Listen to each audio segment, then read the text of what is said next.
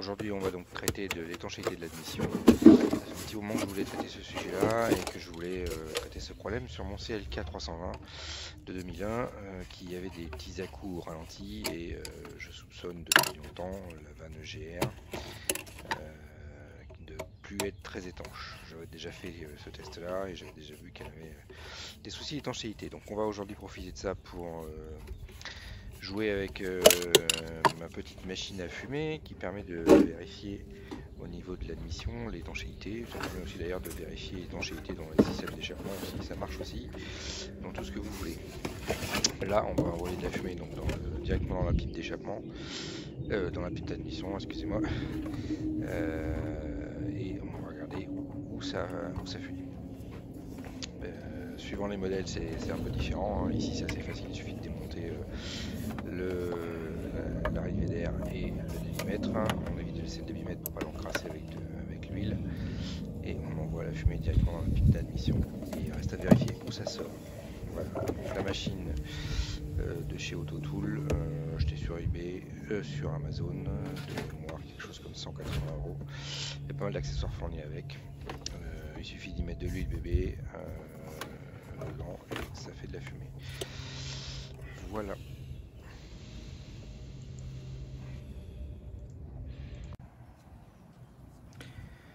Alors, utilisation de la machine à fumer. Donc ça marche sur 12 volts, il faut donc une batterie. On branche ça sur 12 volts. Et la fumée sort par ici. Vous avez la référence de la machine à fumer. De l'huile pour bébé qu'on met dedans. Et ça crache de la fumée. Attention, il y a de l'huile qui peut sortir des fois. Quand on l'utilise pas longtemps, elle crache de l'huile. Donc méfiez-vous, ça en met partout. On branche la machine sur la batterie, plus sur le plus, le moins sur le moins, la machine s'active, on lance la fumée. Normalement, au bout d'un certain temps, ça génère de la fumée. Voilà.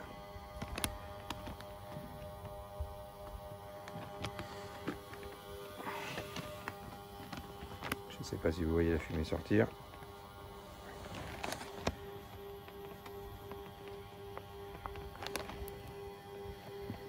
Elle va faire de cracher l'huile.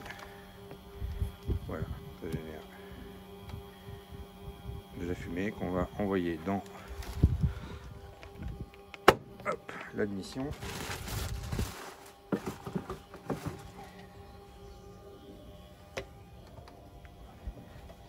Donc pour ça on utilise le cône.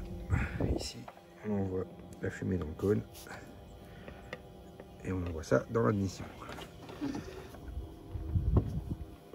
Il ne reste plus qu'à attendre et vérifier où sont les fuites. Donc déjà on voit très rapidement une fuite ici.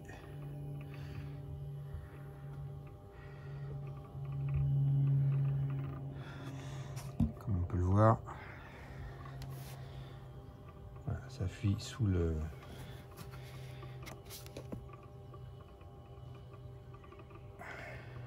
la pipe d'admission. On voit déjà ici ce caoutchouc qui fuit. Mais si on regarde mieux en dessous,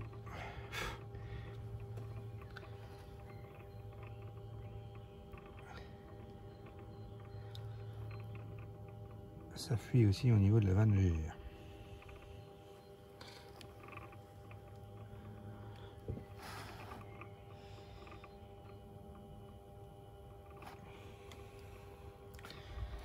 Donc on a clairement une fuite à l'admission, il va falloir corriger ça.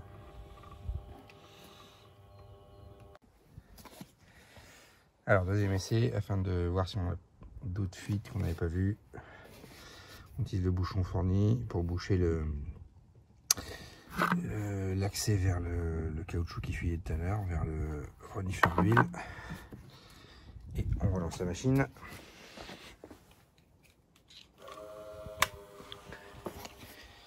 C'est parti. Donc si on ouvre, hein, on voit bien que ça fume par là. On referme et on vérifie tout sur la fumée. Voilà. Et là, on voit bien qu'en plus du renifleur, il y a une autre fuite. Je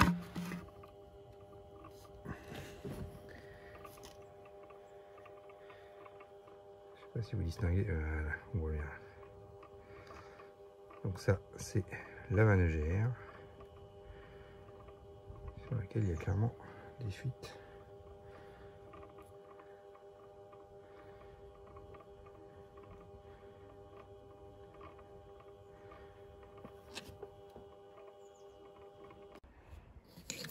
Donc on enlève la fuite d'émission et on accède à la valve GR, la vanne GR. Pas démontée, mais visiblement j'y vois déjà.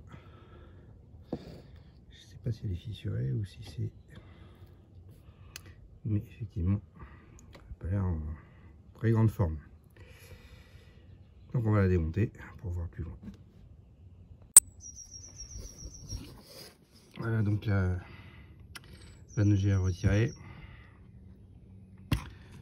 Bon, finalement c'était pas si galère que ça. L'accessibilité est pas terrible, mais ça c'est bien. On en profite pour contrôler tous les tuyaux de renifleur qui sont derrière, qui ont l'air plutôt propres. Celui-ci là a un peu de jeu, il se retire facilement, donc on va voir pour le changer dans un futur proche. Et allons voir la vanne GR. Alors voilà l'ancienne. Finalement c'était pas une fissure, c'était des traits de fonte. Elles sont pas en mauvais état. Et voici la nouvelle. Je suppose qu'avec le temps les fuites doivent se trouver ici sur la soupape, ouverture et fermeture. Donc on va installer la nouvelle qui arrive avec son nouveau joint.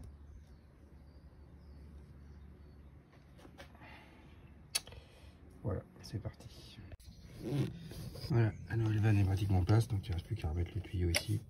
On a le tuyau qui va se refixer ici. J'ai dévissé, il ne reste plus qu'à revisser ce tuyau. On va se plugger ici. Pas de difficulté particulière, la prise s'en est bien. Il y a deux vis, hein, que vous voyez là, assez à resserrer avec le joint qu'on a vu tout à l'heure. La prise électrique, attention, il y a des petites durites en dessous qu'il faut récupérer sur l'ancienne. J'avais oublié. J'ai oublié de le redémonter pour remettre la durite. Voilà, rien de compliqué, on resserre le tout et c'est reparti. Voilà, le tout remonté, remis tous les flexibles et on va refaire un test avec la machine à fumer. C'est parti.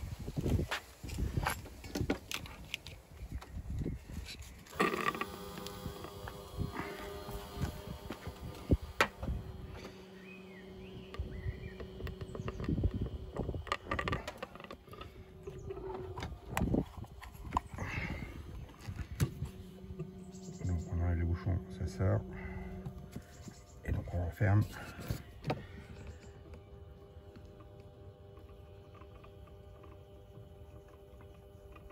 Ça a l'air pas mal, plus étanche qu'avant. Ah ben voilà, la pression, on va faire sortir le bouchon. On maintient.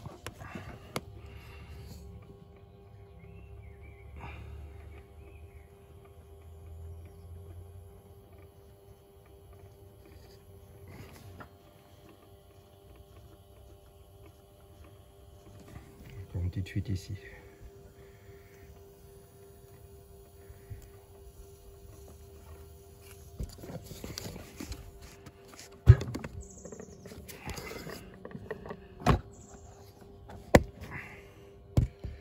Il semble qu'on a encore une petite fuite par là.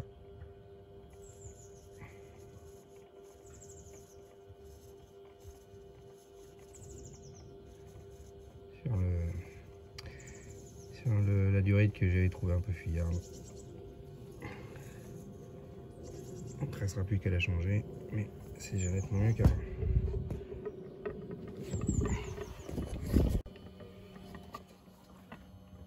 Voilà, en attendant d'avoir la bonne durite, une petite réparation de fortune. On remet la fumée dans l'appareil, le temps que ça se dissipe.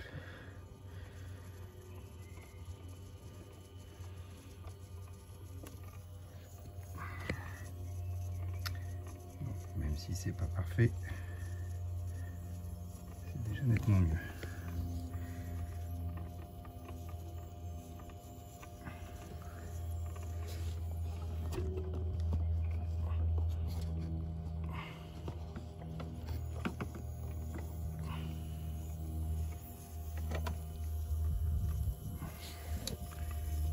Fuite sur cette durite, clairement.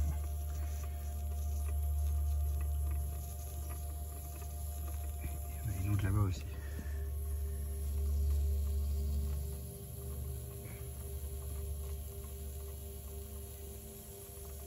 Je pense qu'il faudra aussi changer le joint de la pile d'admission. J'aurais dû penser à le prendre.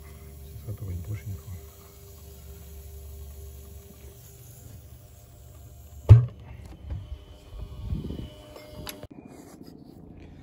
Voilà, après montage, il n'y a plus qu'à aller faire un tour.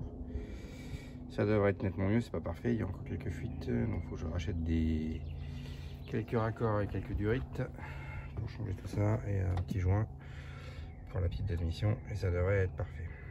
Voilà, mais déjà ça devrait être nettement mieux, on devrait plus avoir les à-coups que j'avais ralentis. Ils devraient disparaître normalement. On va vérifier ça demain matin. Donc voici l'éclaté des pièces qui vont nous manquer. Donc on retrouve ici le joint de la petite d'admission, le numéro 101 entouré en bleu, la durite entre le recycleur d'huile et la petite d'admission, la numéro 134, ainsi que l'espèce de durite en V qui semble les fuir aussi, le numéro 158. Voilà, donc j'ai récupéré les références. Je vous les mettrai dans la description et bon, j'ai regardé, le 158 est disponible sur un site de pièces en ligne, les autres ne sont pas disponibles, donc on va aller directement au concessionnaire commander nos pièces. Voilà, au redémarrage, la voiture se comporte beaucoup mieux, on verra demain quand il fera plus froid, mais ça semble quand même nettement meilleur. Je vous dis à bientôt pour une autre vidéo, abonnez-vous, likez et partagez.